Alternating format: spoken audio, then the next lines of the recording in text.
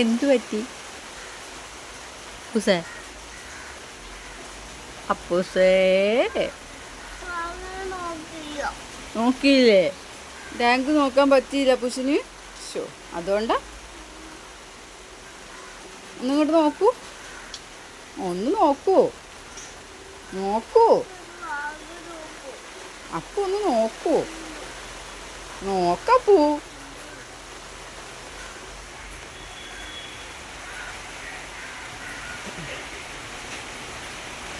നോക്കപ്പൂ, നിങ്ങോട്ട് നോക്കൂ.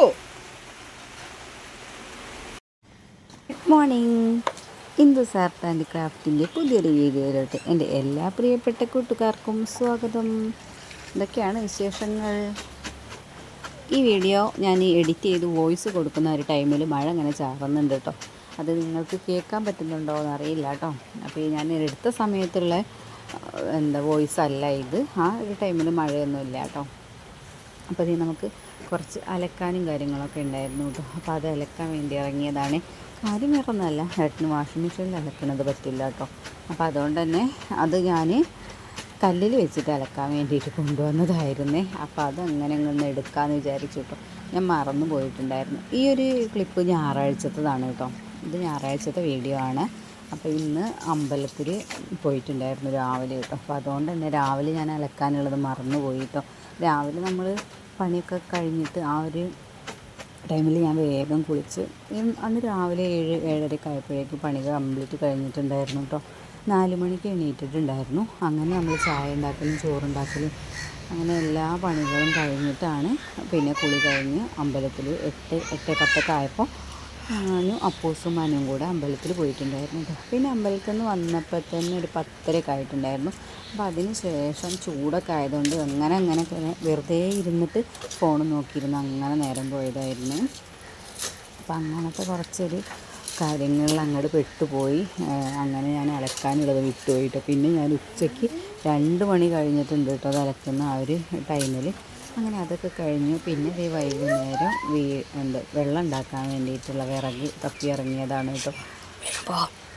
വിറക് ഞാൻ നേരത്തെ എടുത്തു വെക്കാറൊന്നുമില്ല കേട്ടോ. ഇവിടെ ഞാൻ ആ ചൂലുണ്ടാക്കാൻ വേണ്ടിയിട്ട് ഓലക്കൊടി വെട്ടിയ ആ ഒരു ടൈമിൽ കിട്ടിയ പട്ട ഉണ്ടല്ലോ, ആ പട്ടയുടെ വിറകാണ് ഞാൻ അവിടെ തെങ്ങിൻ്റെ സൈഡിൽ വെച്ചിട്ടുണ്ടായിരുന്നത് കേട്ടോ. അപ്പോൾ അത് ഉണങ്ങിയിട്ടുണ്ടെങ്കിൽ അത് എടുക്കാമല്ലോ എന്ന് വിചാരിച്ചിട്ട് അങ്ങനെ ഓരോ ദിവസം ഞാൻ എന്തെങ്കിലുമൊക്കെ കാണുന്നത് അങ്ങോട്ട് എടുത്തിട്ട് അങ്ങോട്ട് കത്തിക്കുകയാണ് ചെയ്യുന്നത്. അങ്ങനെ അതിന് വേണ്ടിയിട്ട് എടുത്ത് വെക്കാറൊന്നുമില്ല. പിന്നെ ഇത് നല്ല മഴക്കാർ വരുന്നുണ്ട് കേട്ടോ. ഇപ്പോൾ പെയ്യെന്ന് പറഞ്ഞിരിക്കുകയായിരുന്നു. ആ ഒരു ടൈമിൽ ഞാനിത് അടിച്ചൊക്കെ വാരി വേഗം വന്നിട്ട് ഇതൊക്കെ കത്തിക്കുകയാണ് കേട്ടോ. അപ്പോൾ ഇനി ഇത് ഇന്നലത്തതും മിനിഞ്ഞാന്നത്തും കൂട്ടി വെച്ചിട്ടുണ്ട്. അപ്പോൾ അത് നനഞ്ഞിട്ടുണ്ടെന്നുണ്ടെങ്കിൽ ഇനി കത്താൻ പ്രയാസമാവുമല്ലോ. അതുകൊണ്ടാണ് ഞാൻ വേഗം മഴ വരുന്നത് കണ്ടിട്ട് ഓടിയതായിരുന്നു കേട്ടോ. സമയം 3:30-4 മണി പോലും ആയിട്ടില്ല കേട്ടോ. സാധാരണ ഞാൻ 5 മണിക്കാവട്ടെ മുറ്റൊക്കെ അടിച്ചു വരുന്ന ഒരു ടൈമിൽ അതിന് മുന്നേ ഞാൻ ഓടിയിട്ടുണ്ട് കത്തിക്കാനും കൂടെ വേണ്ടിയിട്ടാണ് കേട്ടോ. മഴ പെയ്താലോ എന്ന് വിചാരിച്ച് ഓടിയതാണ്. അപ്പോൾ അതിനിടയ്ക്ക് ഇവരൊക്കെ വന്നിട്ട് കളിക്കുന്നുണ്ട് കേട്ടോ. അപ്പോൾ അവരൊക്കെ വഴക്ക് പറഞ്ഞ് ഓടിച്ച് വിട്ടതായിരുന്നു കേട്ടോ. പിന്നെ ഇത് രാവിലത്തെ കുറച്ച് പണികളും കാര്യങ്ങളൊക്കെ ഉണ്ടായിരുന്നു. അപ്പോൾ ഞാൻ പറഞ്ഞില്ലേ രാവിലെ 4 മണിക്ക് എണീറ്റിട്ടുണ്ടായിരുന്നു എന്നുള്ളത്. അപ്പോൾ തന്നെ ഞാൻ ഓരോ പണികൾ ചെയ്യാൻ വേണ്ടി തുടങ്ങിയതാണ് കേട്ടോ. ഏട്ടന് രാവിലെ 4:30-4:45 ആവുന്ന ഒരു ടൈമിൽ പോകണം കേട്ടോ. അപ്പോൾ അതുകൊണ്ട് തന്നെ ആ ഒരു ടൈമിൽ ഞാൻ വേഗം എണീറ്റിട്ട് ഓരോന്ന് ചെയ്തു. പിന്നെ ഞാൻ കിടക്കാൻ പോയില്ല കേട്ടോ. ഞാൻ കഴിഞ്ഞ വീഡിയോയിൽ പറഞ്ഞിട്ടുണ്ടായിരുന്നു രാവിലെ ഞാൻ എണീറ്റിട്ട് അങ്ങനെ കിടന്നു. പിന്നെ കിടന്നിട്ട് പിന്നെ എൻ്റെ പണികളും കംപ്ലീറ്റ് കൊളായി കേട്ടോ. അപ്പോൾ ആ ഒരു ടൈമിൽ ആരെങ്കിലും എണീക്കുന്നുണ്ടെങ്കിൽ പിന്നെ കിടക്കാൻ പോവേ വേണ്ട.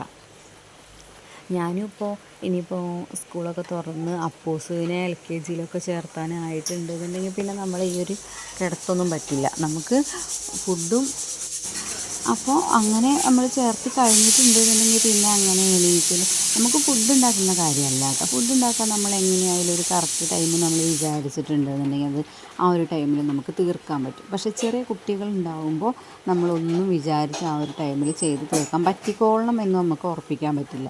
പ്രത്യേകിച്ച് നമ്മളൊരു പഞ്ച്വാലിറ്റി കീപ്പ് ചെയ്യണം എന്നുണ്ടെങ്കിൽ നമുക്ക് എന്തായാലും കുറച്ച് ടൈം വേണ്ടി വരും കേട്ടോ. എന്ന് വെച്ചാൽ നമ്മൾ കുട്ടികളെ മാനേജ്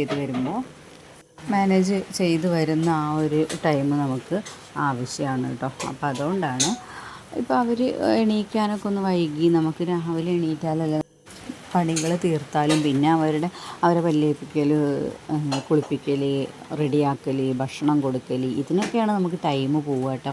അതൊന്നും നമുക്ക് വിചാരിച്ച ടൈമിൽ തീർക്കാൻ പറ്റില്ല. അപ്പോൾ അതുകൊണ്ട് തന്നെ ഈ ഒരു ടൈം നമ്മൾ കീപ്പ് ചെയ്യുകയാണ് എന്നുണ്ടെങ്കിൽ നമുക്ക് കുറച്ചുകൂടി ഒന്ന് ബെറ്റർ ആയിരിക്കും തോന്നണം. ഞാനങ്ങനെ വിചാരിക്കുന്നുണ്ട് കേട്ടോ. പക്ഷേ ഇത് കഴിഞ്ഞ് പിറ്റേ ദിവസം ഞാൻ നേരെ തിരിച്ച് തന്നെയാണ് എണീറ്റൊക്കെ ഉണ്ടായിരുന്നത്. പക്ഷേ നമ്മൾ ആ ഒരു വെക്കേഷൻ്റെ ആ ഒരു ടൈമിൽ നമുക്കൊക്കെ ഒന്ന് ടൈം മാനേജ് ചെയ്തിട്ട് കൊണ്ടുപോകാൻ വേണ്ടിയിട്ട് ശ്രമിക്കണം. അപ്പോൾ അതേ പുട്ടൊക്കെയാണ് ഉണ്ടാക്കിയെടുത്തിട്ടുണ്ടായിരുന്നത് കേട്ടോ. തേങ്ങ ഞാൻ ഇന്നലെ രാത്രി ചിരവിയിട്ട് ഫ്രിഡ്ജിൽ വെച്ചതായിരുന്നേ. എന്നിട്ട് എണീറ്റ് ആ ഒരു ടൈമിൽ തന്നെ അതെടുത്തിട്ടൊന്ന് പുറത്തേക്ക് വെച്ചു, തണുപ്പൊക്കെ ഒന്ന് പോകാൻ വേണ്ടിയിട്ട് കേട്ടോ. അപ്പോൾ അങ്ങനെ പുട്ടൊക്കെ ഉണ്ടാക്കി തുടങ്ങിയിട്ടുണ്ട്. അന്നൊരു ദിവസം എനിക്ക് പുട്ടിൻ്റെ കുറ്റി പണി തന്നിട്ടുണ്ടായിരുന്നല്ലോ. പക്ഷെ അത് പുട്ടുകുറ്റിക്ക് കുഴപ്പമുണ്ടായിട്ടായിരുന്നില്ല കേട്ടോ അങ്ങനെ സംഭവിച്ചത്. ഞാൻ തയ്യാറാക്കിയിരിക്കുന്ന പുട്ടുപൊടിയില്ലേ, ആ പുട്ടുപൊടിയിൽ വന്നിരിക്കുന്ന മിസ്റ്റേക്കാണ് കേട്ടോ. കാരണം അന്ന് പുട്ടുപൊടിയിൽ കുറച്ച് വെള്ളം കൂടുതലുണ്ടായിരുന്നു. അപ്പോൾ എന്ത് ചെയ്തു, ഇത് ആ പുട്ടുകുറ്റിയിൽ അമർന്നു. നല്ല രീതിയിൽ അമർന്നതുകൊണ്ട് തന്നെ അതിൻ്റെ ഉള്ളിലൂടെ വായു വരാൻ വേണ്ടിയിട്ട് പറ്റിയിട്ടുണ്ടായിരുന്നില്ല. ആവി വരാൻ വേണ്ടിയിട്ട് പറ്റിയിട്ടുണ്ടായിരുന്നില്ല. അതുകൊണ്ടാണ് അത് കുറ്റിയുടെ മുകളിലേക്ക് വരാതെ പുട്ടും പാനിന്ന് പുറത്തേക്ക് പോയിട്ടുണ്ടായിരുന്നത് കേട്ടോ. അങ്ങനെയാണ് ഞാനത്. പക്ഷേ വേറെന്തോ പ്രശ്നമാണെന്ന് വിചാരിച്ച് തുണിയൊക്കെ ചുറ്റി കൊടുത്തിട്ടുണ്ടായിരുന്നല്ലോ. പക്ഷെ അപ്പോഴും കറക്റ്റായിട്ട് കിട്ടിയിട്ടുണ്ടായിരുന്നില്ല കേട്ടോ. അപ്പോൾ ഞാൻ അങ്ങനെയാണ് വിചാരിച്ചത്. പിന്നെ കുറച്ച് കൈപ്പങ്ങപ്പേരി ഉണ്ടാക്കിയെടുത്തിട്ടുണ്ടായിരുന്നു. ഇത് ഞാൻ രാത്രി അരിഞ്ഞ് വെച്ചിട്ടുണ്ടായിരുന്നു. അത് മാത്രമല്ല, അപ്പം ഈ ഒരു കൈപ്പങ്ങയാണ് നമ്മൾ വാങ്ങിക്കണതെങ്കിൽ കയ്പ്പ് കുറച്ച് കുറയണം എന്ന് ആഗ്രഹിക്കുന്നവർ ഈ ഒരു ഇളം കളറുള്ള കയ്പ വാങ്ങുന്നതായിരിക്കും ബെറ്റർ കേട്ടോ.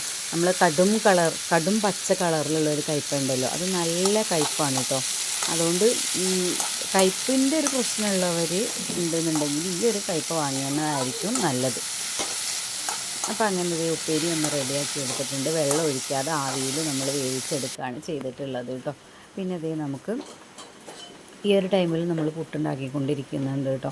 ഒരു സൈഡിൽ പുട്ടും ഒരു സൈഡിൽ ഉപ്പേരിയാണ് കേട്ടോ. ഉപ്പേരി നമുക്ക് കുറച്ച് നേരം കൂടുതൽ വേണം, വെള്ളം ഒഴിക്കാതെയാണ് വേവിക്കുന്നത്. അതുപോലെ തീ കുറച്ച് വെച്ചിട്ടാണ് നമ്മൾ വേവിക്കുന്നത് കേട്ടോ. അപ്പോൾ അതുകൊണ്ട് തന്നെ കുറച്ച് കൂടുതൽ ടൈം നമുക്കതിന് വേണ്ടി വരും. പിന്നെ അതേ പുട്ടൊക്കെ ആയപ്പോൾ ഞാനതൊക്കെ ഒന്ന് ഒഴിച്ച് കൊടുക്കുന്നുണ്ട് കേട്ടോ.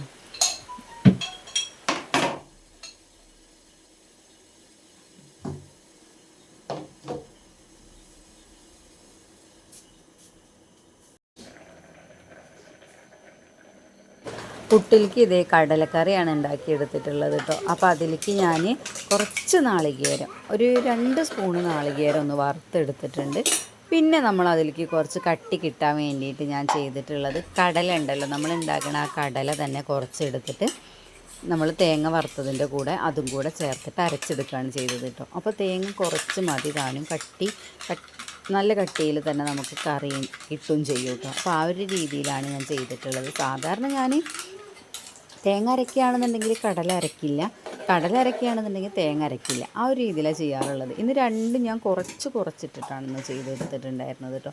അങ്ങനെ ആവശ്യത്തിന് വെള്ളവും കൂടെ ഒഴിച്ചു കൊടുത്തിട്ട് നമ്മൾ കടലക്കറിയും കൂടെ സെറ്റാക്കി എടുത്തിട്ടുണ്ടായിരുന്നു കേട്ടോ. പിന്നെ നമ്മൾ അതിലേക്ക് കുറച്ച് കടുകും മുളകും കൂടെ ഒന്ന് ഇട്ട് കൊടുക്കുന്നുണ്ട് കേട്ടോ. അപ്പോൾ ടേക്ക് കെയർ.